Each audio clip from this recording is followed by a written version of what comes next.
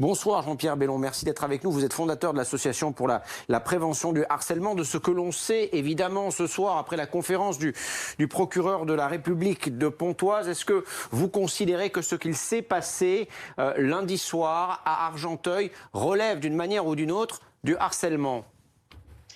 Bonsoir. C'est en tout cas le résultat manifeste d'un harcèlement, puisque on a, d'après ce qu'a dit le procureur, des faits antérieurs, et en particulier une situation de ce qu'on appelle du sexting, c'est-à-dire des photographies qui ont été révélées. Donc oui, effectivement, il y a un processus de harcèlement qui se trouve à la base de cette affaire, tout à fait. Comment expliquer que personne ne se soit aperçu du fait que la relation entre ces trois, qui était une relation amicale à la base, amoureuse aussi, se soit détériorée? Il y a quelque chose qui me trouble tout de même, c'est que le procureur a dit que le lycée avait été avisé le 5 février de la diffusion de ces photos. On sait par expérience que tous les cas de sexting sont littéralement explosifs dans les établissements. C'est un danger réel. Et on a attendu, non seulement on a attendu, mais on a organisé un conseil de discipline qui d'ailleurs a été reporté. Il faut bien savoir que lorsque on sanctionne, et dans le cas présent il est évident qu'il fallait sanctionner, lorsqu'on sanctionne, on met inévitablement la victime en très grande difficulté. Et moi je reste convaincu, je dis cela au plan général, je ne me prononce pas sur l'affaire, mais sanctionner sans redoubler de vigilance en direction de la victime, c'est proprement irresponsable. Qu'aurait-il fallu faire alors, au vu de ce que l'on sait ce soir? Évidemment, c'est toujours plus facile après de revenir sur une histoire et de dire bah, on aurait dû faire ça au lieu de ça, mais vous, qu'auriez-vous fait? Il y a actuellement un plan de formation qui est développé par le ministère. Moi, j'ai commencé déjà à partir de 2014, justement dans l'Académie de Versailles, à commencer à mettre en place dans chaque établissement qui souhaite participer à ces formations des équipes ressources, c'est-à-dire des équipes qui soient à la fois formées pour écouter les victimes. Lorsqu'une jeune fille ou un garçon se trouve en difficulté dans un établissement scolaire, il faut qu'il sache qu'il peut avoir un responsable, un référent auquel il peut s'adresser. Donc manifestement, cette jeune fille s'est trouvée en grande difficulté dès le mois de février et elle n'a pas su ou pu s'adresser à quelqu'un localement. Deuxièmement, il faut que ces équipes soient formées pour traiter les situations. Et en matière de harcèlement, il n'y a pas de solution toute faite, hein. Il n'y a pas de prêt-à-porter, il n'y a que du sur-mesure. Donc il faut vraiment des équipes compétentes qui soient formées, qui décortiquent, étudient la situation et prennent les mesures adaptées. Mais je le répète, la mesure la plus adaptée dans une situation de ce type, particulièrement dans une situation de sexting, c'est véritablement de protéger la victime. Merci Jean-Pierre Bellon, merci d'avoir pris le temps de répondre à nos questions ce soir en direct sur BFM TV. On va parler de ce qui va se passer évidemment pour les deux suspects, les deux collégiens qui ont été déférés, c'est-à-dire présentés à un juge. Ils risquent un maximum de 20 ans de prison, c'est bien cela? Oui, si évidemment on va au bout du processus, là c'est le début de l'enquête, le début de l'information judiciaire. Ils vont être présentés dans les heures qui viennent à un magistrat instructeur qui va étudier le dossier, qui va les entendre, qui va faire des expertises, qui demandera sans doute une reconstitution et à l'issue de son instruction, eh bien, il prendra une décision de renvoi ou pas devant une cour d'assises et devant cette cour d'assises, puisque ce sont des mineurs et s'ils sont renvoyés pour assassinat, il risque en effet jusqu'à 20 ans de prison. 20 ans de prison. On va rappeler ce qui a été dit ce soir. D'abord, ce que l'on sait de neuf sur cette affaire suite à la conférence du procureur. Ce qu'il faut rappeler, c'est que c'est un véritable guet-apens, c'est un piège qui a été tendu à la victime. Oui, on a découvert ce soir, d'après le procureur, que ce scénario avait été imaginé, prémédité, en amont, en tout cas qu'un rendez-vous avait été pris entre la jeune fille et la victime.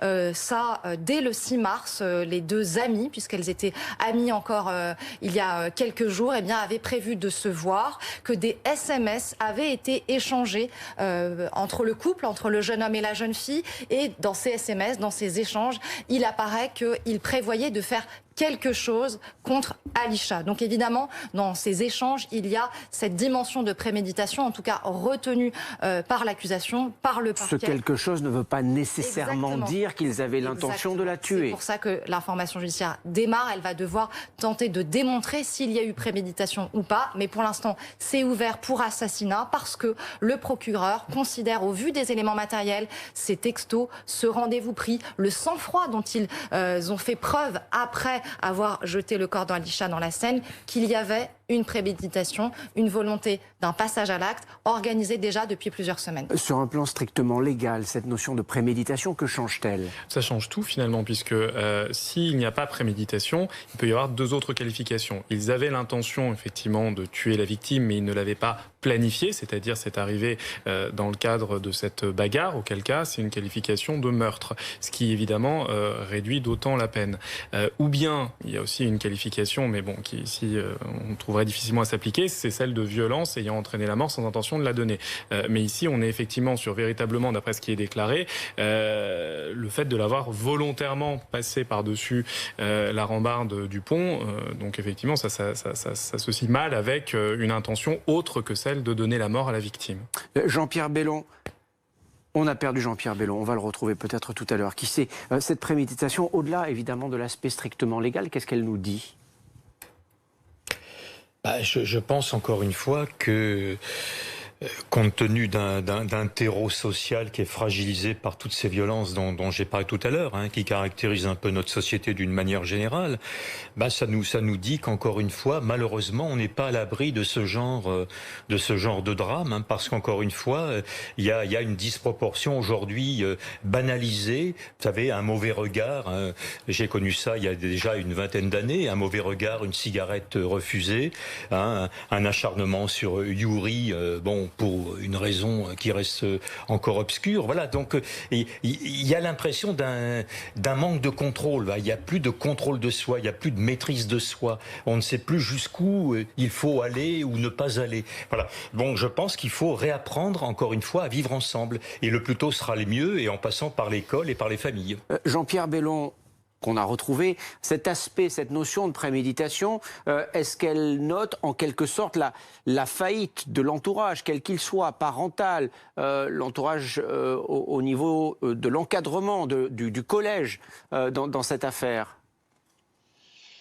Je pense qu'il y a effectivement dans ces affaires de harcèlement très souvent un défaut d'empathie, c'est cette capacité de se mettre à la place, de l'autre. C'est pour ça que les méthodes qui marchent bien sont celles qui justement incitent les élèves à trouver, enfin ceux qui ont pris part aux brimades, à chercher eux-mêmes une solution au problème. C'est cette méthode qu'on développe dans les 6 académies pilotes dans le plan ministériel, justement, incite les élèves harceleurs à se mettre à la place de celui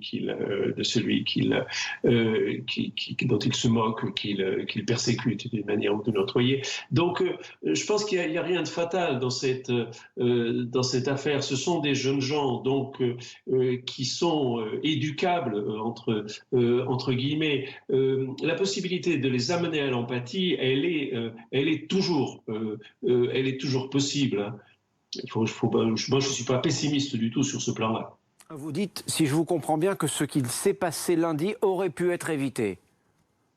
Moi, je ne sais pas si ce qui s'est passé lundi peut être évité, parce que c'est toujours très difficile de refaire l'histoire. En tout cas, je sais que si on mettait en place de façon massive dans les établissements scolaires des équipes ressources, des équipes spécialement dédiées aux situations de harcèlement, on ne laisserait pas, comme ça a été le cas ici, on ne laisserait pas une jeune fille dans un état de solitude et d'errance comme ça pendant un mois.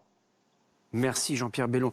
Sarah Lo-Cohen, il est pratiquement 18h. Avant de passer à la deuxième heure de BFM Story, on va rappeler ce qu'a dit le procureur et comment ce guet-apens s'est formé lundi soir. Ce piège s'est refermé sur sur Alisha, 14 ans. Oui, le procureur de la République de Pontoise qui a requis le placement en détention provisoire de ces deux adolescents qui vont être présentés devant un magistrat instructeur dans les prochaines heures. Le procureur qui a retenu la qualification d'assassinat, c'est-à-dire un homicide avec préméditation, parce que l'accusation considère aujourd'hui que ces deux adolescents avaient anticipé, prévu ce passage à l'acte. Ils en veulent pour preuve des échanges, des SMS entre la jeune fille et le jeune homme, quelques jours, quelques semaines avant les faits, où il disait on va faire quelque chose à Alisha, et puis ce rendez-vous fixé par la jeune fille à la victime, donc le 8 mars, devant la gare d'Argenteuil. Elle va ensuite la conduire donc près des berges de la Seine où elles ont l'habitude de se retrouver, et là le jeune homme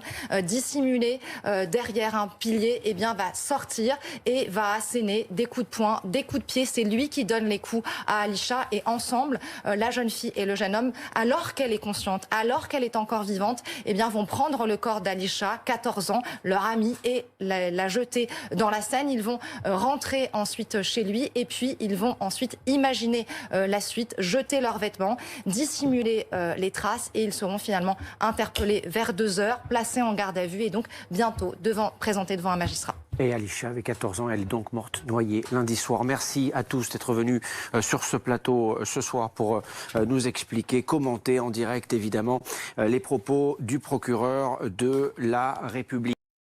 18h11.